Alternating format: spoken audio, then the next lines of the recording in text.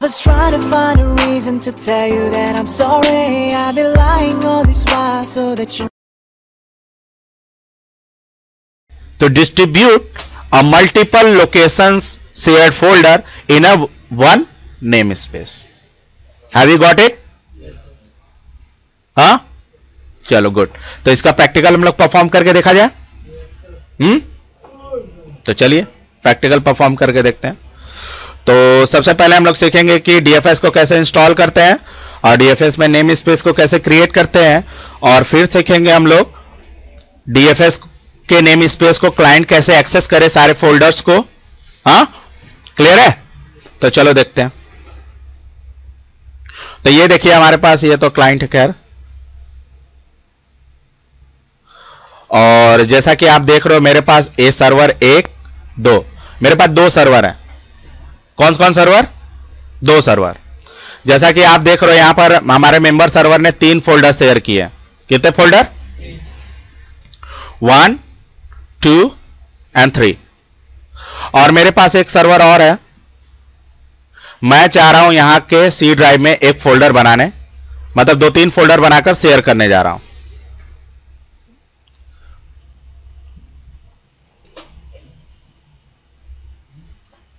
तो बनाया जाए।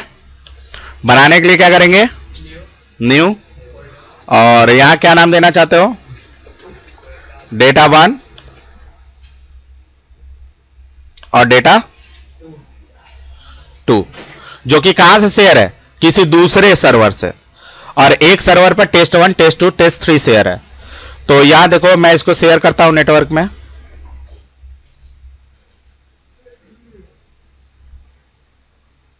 कंट्रीब्यूटर शेयर हो गया। और इसे एक्सेस करने के लिए क्या टाइप करना पड़ेगा?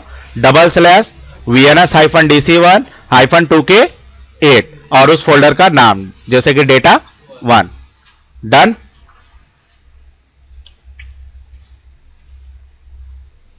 इसको भी शेयर करते हैं। कंट्रीब्यूटर शेयर और डन। क्लियर है? अब चलते हैं क्लाइंट पर, थोड़ा सा कॉम्प्लिकेटेड टास्क करके देखते हैं कि कैसे कैसे उसको क्या करना पड़ेगा। तो सबसे पहले वो अगर हमारे मेंबर सर्वर से शेयर किए गए डेटा को एक्सेस करना चाहता है तो मेंबर सर्वर की आईपी एड्रेस डालनी पड़ेगी। तो आईपी क्या है? 253। तो वो इसके डेटा को एक्सेस कर रहा है। अगर किसी दूसरे सर्वर का डेटा एक्सेस करना पड़ रहा है तो उसकी आईपी देनी पड़ रही है। तो देख रहे हो, बार बार उसे स्विच करने की जरूरत पड़ रही है। अब कोई एक ऐसा प्लेटफॉर्म हो जिसके थ्रू हमारे यूजर को बस एक नेम स्पेस टाइप करना पड़े, एक नाम, और वो जितने सर्वर से शेयर डेटाज है ऑटोमेटिक सब उसको मिल जाए। तो किया जाए? तो चलो देखते हैं कैसे करते हैं इसको। चलते हैं अपने सर्वर के ऊपर जहां फाइल सर्वर इंस्टॉल्ड है, इसको क्लोज करते हैं और हमें अब डीएफएस के फीचर को इंस्टॉल करना पड़ेगा। हाँ, तो डीएफएस का फीचर इंस्टॉल करने के लिए चलते हैं। तो अगर आप डीएफएस का रोल इंस्टॉल करने आप सर्वर मैनेजर में अगर जाओगे, क्लियर है, क्योंकि सारे रोल कहां से इंस्टॉल होते हैं? सर्वर मैनेजर से ही। यहां पर रोल पर जाता हूं, ऐड रोल, और फिर नेक्स्ट, और यहां देखिए ये तो ग्रे आउट है। जब मैंने इसको सेलेक्ट किया तो नेक्स्ट करने का ऑप्शन नहीं दे रहा है, लेकिन यहां पर देखिए एक मैसेज दे रहा है। क्या मैसेज दे रहा है? Additional role services can be added from the roles home page. कह रहा है कि आप इससे जुड़े जितने भी एडिशनल रोल्स हैं, मतलब इससे जुड़े हुए जितने भी अदर रोल्स हैं, आप क्या कर सकते हो? उसको रोल के होम पेज से ही उसको क्या कर सकते हो? ऐड करा सकते हो। कैसे होगी? तो इसको कैंसिल करके क्लोज करते हैं। वो देखो यहां पर रोल को एक्सपेंड करो जरा, यहां फाइल सर्विसेज है, इसको सेलेक्ट करो,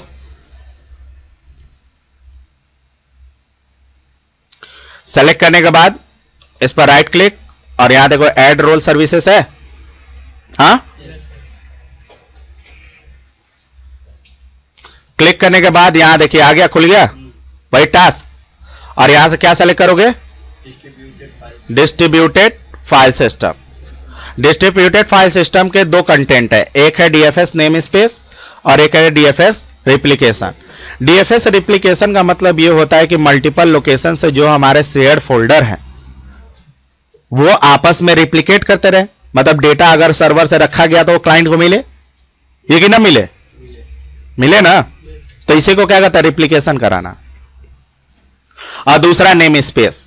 नेम स्पेस का मतलब मल्टीपल लोकेशन से के डेटा को जो शेयर की गई है उसको एक नेम स्पेस में ऐड कराना। तो हमें ये दोनों फीचर चाहिए। और फिर नेक्स्ट, आप अपना नेम स्पेस बताइए, तो आप कौन सा नेम स्पेस देना चाहते हैं।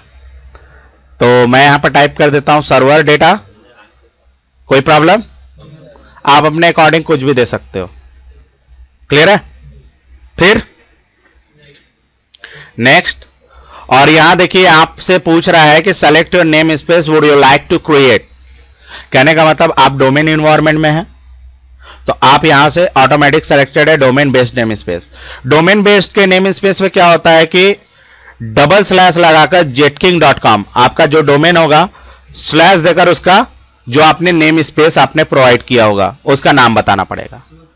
अगर आप स्टैंड अलोन बना रहे हैं, मतलब ये सर्वर जो हमारा है डोमेन वोमेन में नहीं है, ऐसा ही है, तो आप क्या कर सकते हैं, स्टैंड अलोन, और जिस पर डीएफएस सर्वर इंस्टॉल होगा उस सर्वर का आईपी एड्रेस विथ डोमेन उसका नेम स्पेस डीएफएस का आपको टाइप करना पड़ेगा।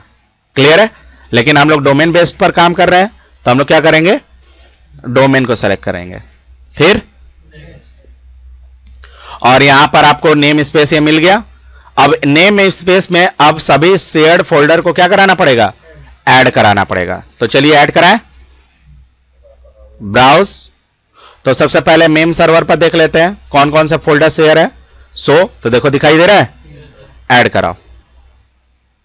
ओके, ऐड हो गया। फिर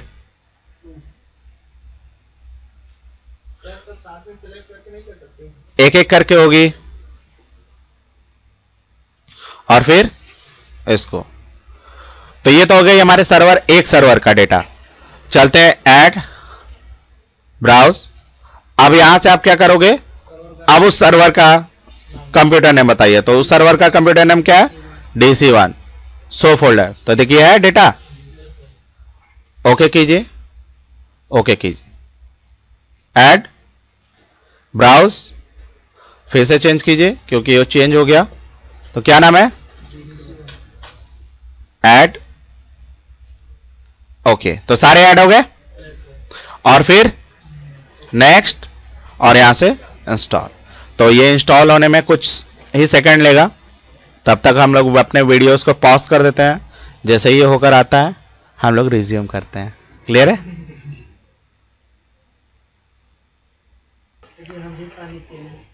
तो ये देखिए हमारा जो है डीएफएस का सर्विसेज है, यहां पर वो इंस्टॉल हो गया सक्सेसफुली।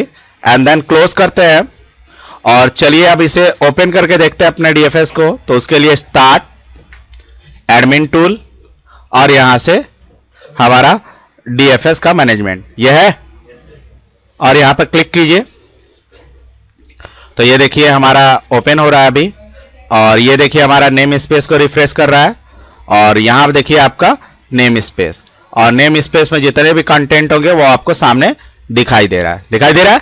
तो चलते हैं आप लोग क्लाइंट पर, इसको कैसे एक्सेस करेंगे ये परफॉर्म करके देख लेते हैं। तो ये देखिए हमारा क्लाइंट, क्लियर है। और तो क्लाइंट को एक्सेस करने के लिए बस क्या करना पड़ेगा, डबल स्लैश, डोमेन का क्या नाम है,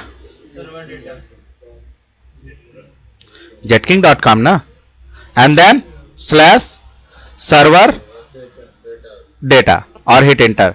तो ये देखिए उसको एक ही नेम स्पेस पर मल्टीपल लोकेशन से शेयर डेटा मिल रहा है। जैसे कि आप चाहते हो डेटा 2 के अंदर आपने कोई डेटा रख दिया, जैसे फॉर एग्जांपल टेस्टिंग 1, मैंने लिख दिया this is a testing file located in DC machine, ठीक है। और इसको मैं क्लोज करता हूं और सेव हो गया।